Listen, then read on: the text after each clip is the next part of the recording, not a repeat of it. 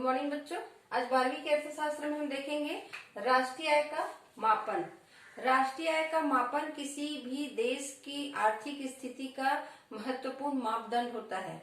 किसी भी देश की आर्थिक स्थिति, अर्थव्यवस्था को देखते हुए अर्थव्यवस्था का विश्लेषण करने के लिए या अर्थव्यवस्था की स्थिति के अनुसार हम उसके आर्थिक आय का, राष्ट्रीय आय का मापदंड कर सकते हैं, या राष्ट्रीय आय के मापदंड के अनुसार राष्ट्रीय आय को देखते हुए हम उसके अर्थव्यवस्था, उनके विकास, उनकी आर्थिक स्थिति को जान सकते हैं।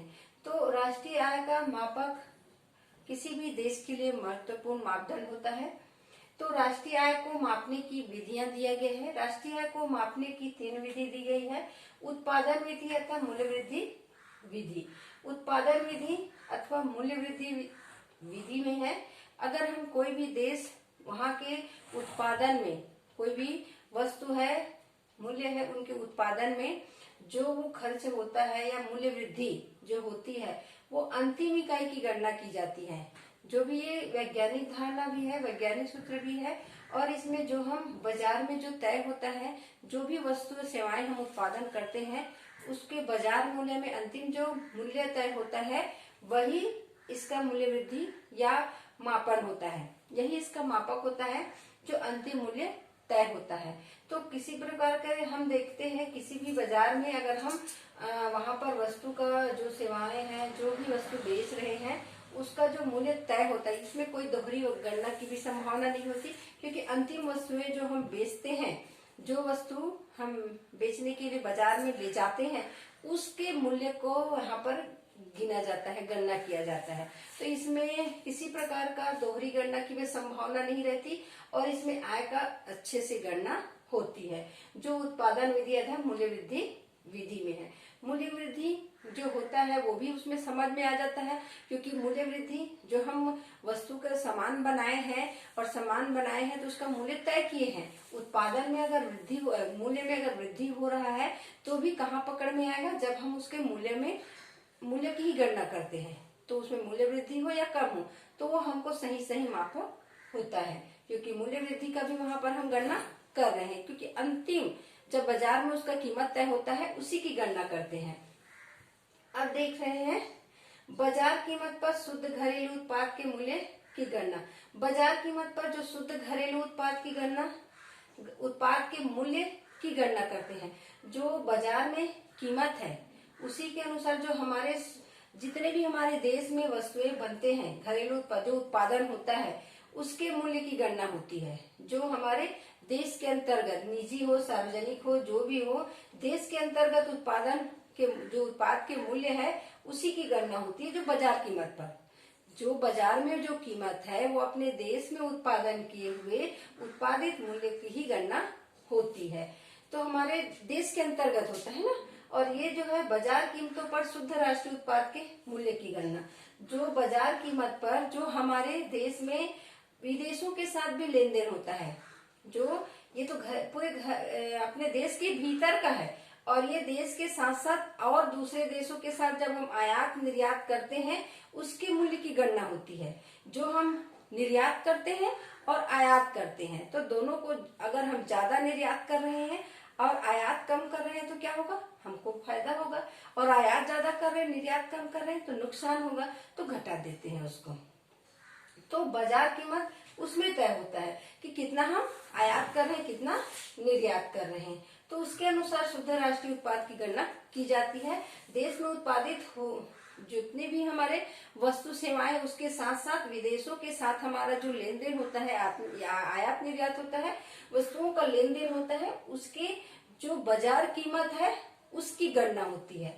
तो ये रहा राष्ट्रीय आय मापने की जो विधि है, उत्पादन विधि तथा मूल्य वृद्धि विधि, बाजार कीमत पर शुद्ध घरेलू उत्पाद के मूल्य की गणना, और तीसरा है बाजार कीमत पर शुद्ध राष्ट्रीय उत्पाद के मूल्य की गणना।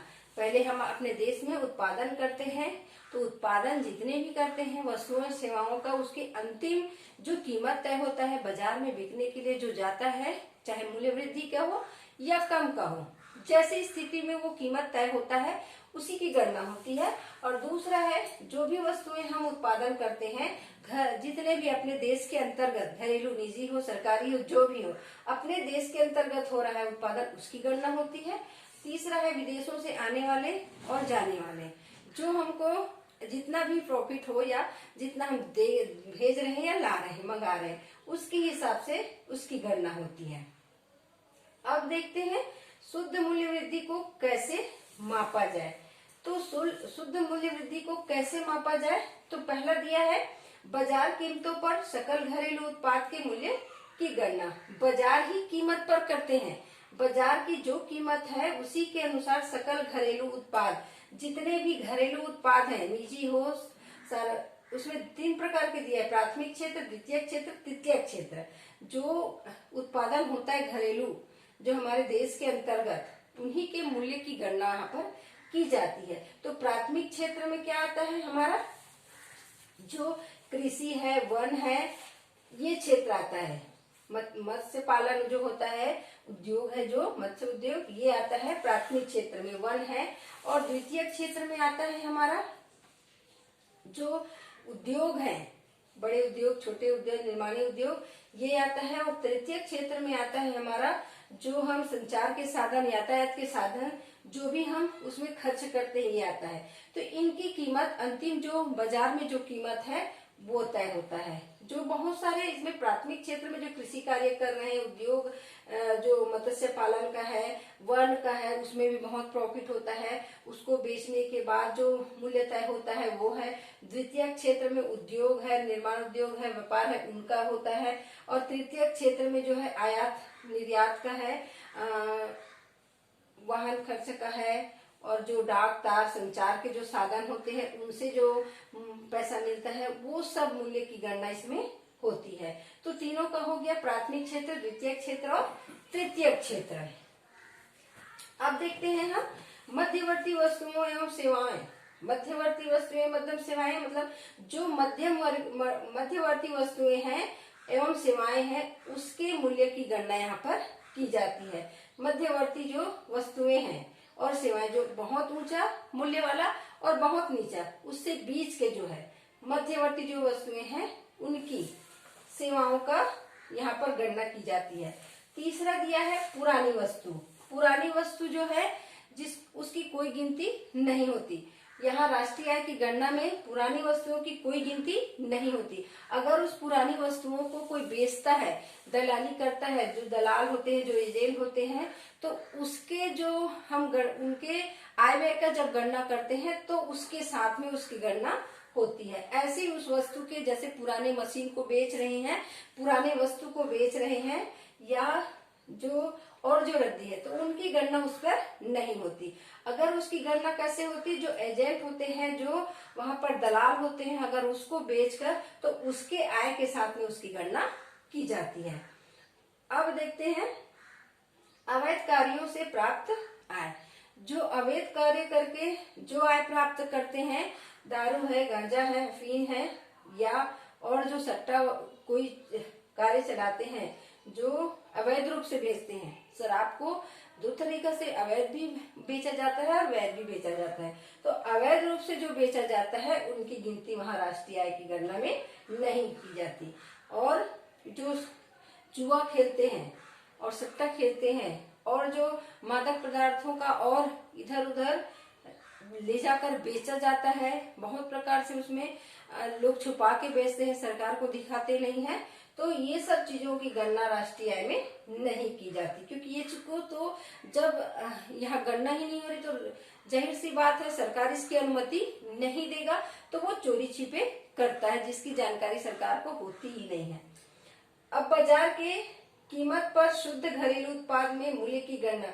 बाजार कीमत पर ही शुद्ध घरेलू उत्पाद के मूल्य की गणना, जो हमारे घर के अंतर्गत जो निजी और सरकारी क्षेत्र हैं, उनके जो भी उत्पादन होता है, उत्पादन कार्य होता है, उसी के उत्पादन की जो कीमत अंतिम तय होता है, उसी की गणना हो जाती है, उसी की गणना की जाती है, जो हम पहले और देख चुके हैं इसमें। तो अंतिम जो हमारे देश में जितने भी वस्तुओं का उत्पादन होता है, उत्पादन करने के बाद बाजार में बेचने के लिए जो कीमत तय किया जाता है, उसी कीमत की गणना की जाती है। और छठवां दिया है निर्यातों एवं आयातों के मूल्यों का समायोजन। जो निर्यात एवं आयात के मूल्यों का समायोजन करते हैं, जो वस्तु हम निर्यात करते हैं, आयात करते हैं, दोनों को घटा देते हैं, क्योंकि हमको पता चल जाता है कि कितना वस्तु हम आयात कर रहे हैं, कितना निर्यात कर रहे हैं। कभी कभी ऐसा होता है जो हम आयात ज्यादा कर रहे हैं, निर्यात कम कर रहे हैं, कभी निर्यात ज्यादा कर रहे हैं, आयात कम कर रहे हैं, तो कभी घाटा होता है, कभी नुकसान होता है। अब धीरे धीरे हमारी स्थिति ऐसी हो गई है कि बहुत से क्षेत्रों में हम आत्मनिर्भर बन गए हैं, और बहुत से चीजों आत्मनिर्भर बनने का मतलब यह है कि हम उत्पादन कर रहे हैं। जो जो जरूरत हमारा है, जरूरत के अनुसार हम यहाँ पर जितना हो सके संभव उत्पादन कर रहे हैं, और विदेशी से जितना हम आयात करते थे वो धीरे धीरे कम हो रहा है। हम ज्यादा आयात नहीं कर रहे हैं, निर्यात ज्यादा कर रहे हैं। ऐसी वस्तु का आयात कर रहे हैं जो हम बना नहीं सकते, संभव नहीं है, या उत्पादन नहीं कर सकते, ऐसी ही वस्तु का हम आयात कर रहे हैं। नहीं तो जहां तक संभव हो हम अपने देशों में उत्पादन करने की कोशिश कर रहे हैं, क्योंकि हमारा भारत देश विकासशील देश में गिनती आती है। विकास दिन प्रतिदिन विकास की राह पर आगे बढ़ रहे हैं।